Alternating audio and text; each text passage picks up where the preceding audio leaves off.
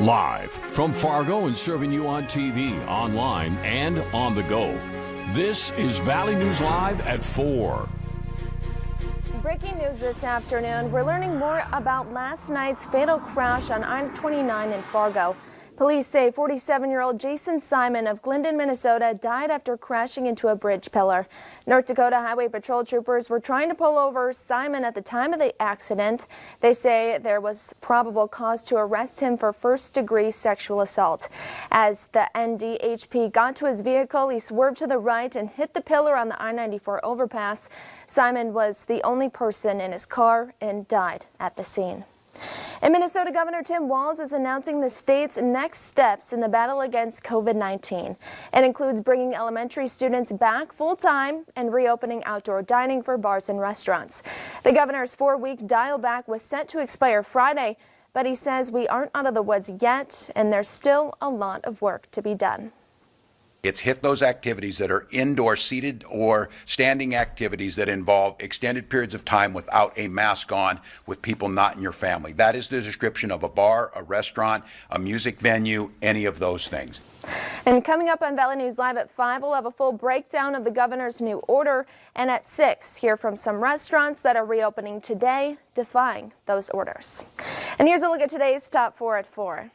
North Dakota's governor also spoke about the coronavirus today.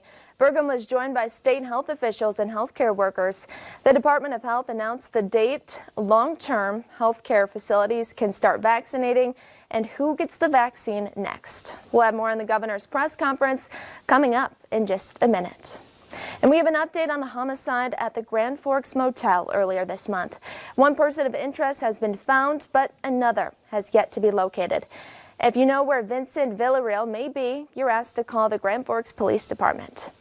And Bemidji police are asking for your help finding a missing girl. Police say Makiwa Dizzy Needham was last seen in the 500 block of Justice Road Northwest last night. She's 5 feet 8 inches tall with shoulder-length brown hair.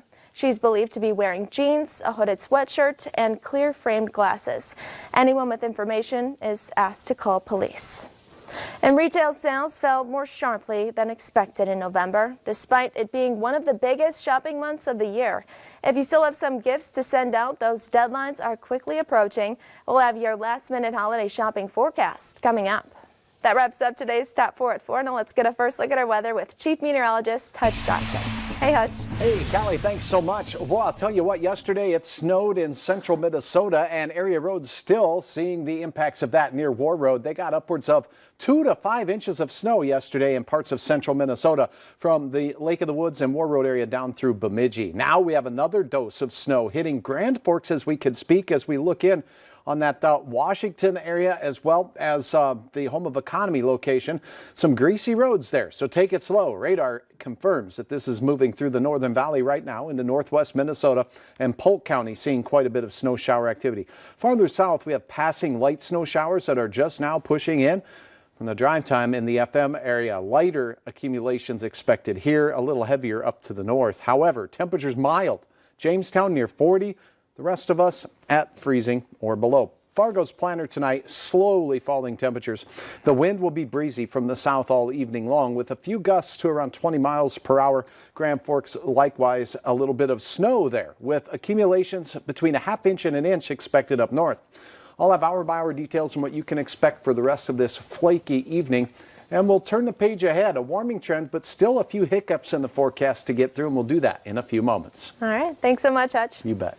And North Dakota Governor Doug Burgum addressed the state's coronavirus response today.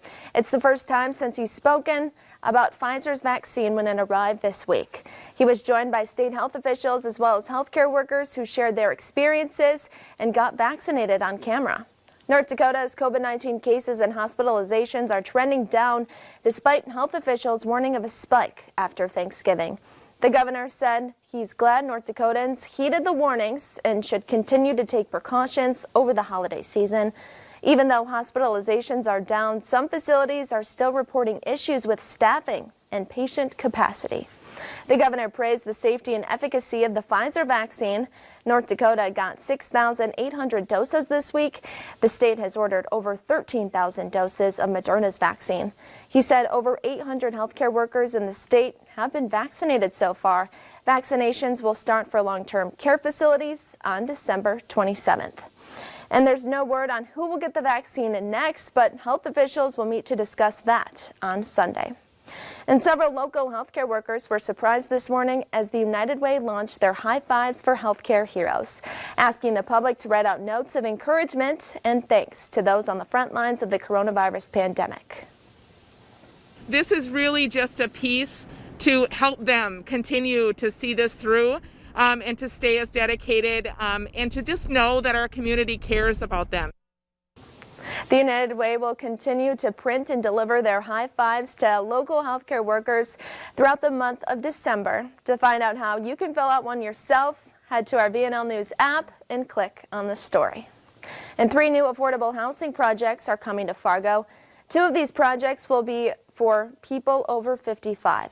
The Milton Earl downtown and Homefield 3 in South Fargo will have 81 units between the 2 of them. The third project, City Flats, will have 32 affordable downtown apartments. And over 200 meal baskets were passed out to Fargo public school students and families this morning. It's an annual event for the district who had record-breaking donations this year. These baskets give full meals and extra food staples to those in need during the winter break. They're full of ham, turkey, or chicken, potatoes, corn, and so much more. The district says they were able to feed an additional 50 families this time with the help of the community. And a Minnesota man sentenced to life in prison at 16 years old is walking free. After 18 years behind bars, Mayan Burrell is released from Stillwater Prison last night. The state pardon board cut his life sentence short after several reports raised questions about how investigators handled the case. WCCO's Reg Chapman was there, and he was released in front of a crowd of supporters. Mayan Burrell walked out of Stillwater Prison and into the arms of his loved ones. After 18 years of incarceration, he is now a free man. His life sentence commuted to 20 years. The next 2 years, he will be supervised while he works and lives in the community. Many who supported Burrell over the years were on hand to welcome him home. They had to be silenced so his attorney could make a statement. Mr. Burrell wants to thank the governor and the attorney general for the action they took today on his behalf. He is very happy to have the opportunity to go home to his family and start the next chapter of his life. The next chapter will include lots of time with his family. This is the best day of my life. His son Mayan was only 1 when his father was sentenced in the shooting death of 11-year-old Taisha Edwards. It's like dying and go to hell. I never experienced nothing like that in my lifetime. This was the best feeling I ever had. I've been waiting for this for all my life. It was hard for his son and his father to let him go, and Burrell found time to speak to the crowd, many who have supported him for years. I thank everybody that came out and supported me. Man, I can't even explain my gratitude. All my supporters, I love y'all, man. Y'all take care, and y'all keep on pushing, man. We fighting for this justice. It's too much injustice going on. Burrell was swept away from his supporters, asking for privacy as he begins this next chapter in his life. Now the fact he's here, he ain't going back. We got him. He's here. It ain't free Mayan no more. Mayan free. And according to his attorney, Burrell has an opportunity to join a workforce training program. She says he looks forward to living a life that many of us probably take for granted. And President-elect Biden announces another historic cabinet nomination as Congress continues to negotiate coronavirus relief. We'll have the latest from Washington, D.C. next. And a look at our weather throughout the afternoon hours. Snow accumulated in the Devil's Lake Basin. It's now pushing into the Red River Valley as we close out our day. We'll have the latest on where it's going and how much you can expect while we take a look at yesterday's, Tuesday's snowfall totals out east.